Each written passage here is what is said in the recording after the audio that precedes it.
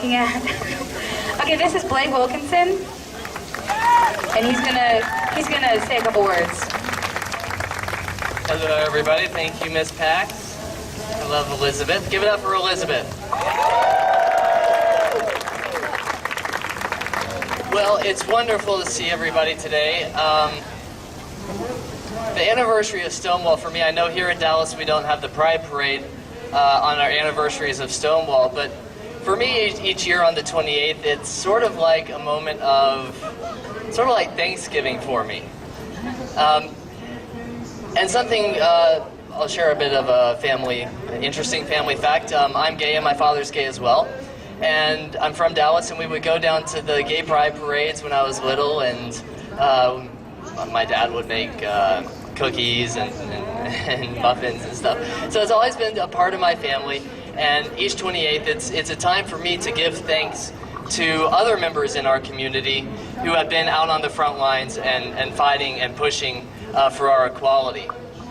And for me, Stonewall means giving thanks because we owe it to those that have fought for us for the right to stand here today to address our grievances, to talk about our inequality and our second-class citizenship. And I guess about Stonewall is why Stonewall is important for me is that before Stonewall in New York and Philadelphia and other places across the country, for gays and lesbians, their only space where they could interact and their only space of freedom were bars that were run by the mafia. And so even then, even in those small spaces, they were very restricted to being controlled by the mafia and other very scary elements. It was often raided by police where their photographs were taken, and they would come out in the newspaper threatening their jobs. There were often beatings outside gay bars, and they're often located in the very bad parts of town. So talk about living a life of secrecy.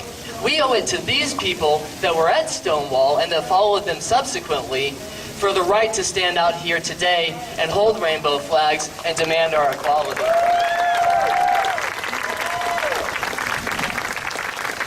But for me, what it was about those individuals at Stonewall that's so important for me, and why I think it's so recognized as a seminal moment in our movement, is that it was the first time, really, that made big news. There were a few similar times before, but it was the first time that gays and lesbians joined together in such a way, in such camaraderie, and said no more to the police, no more harassment, and no more to society.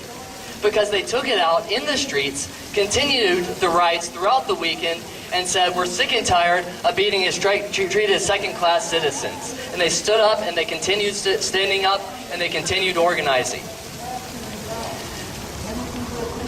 So the message I think that's most important to take from Stonewall is because there was a lot of organizing before June 28, 1969.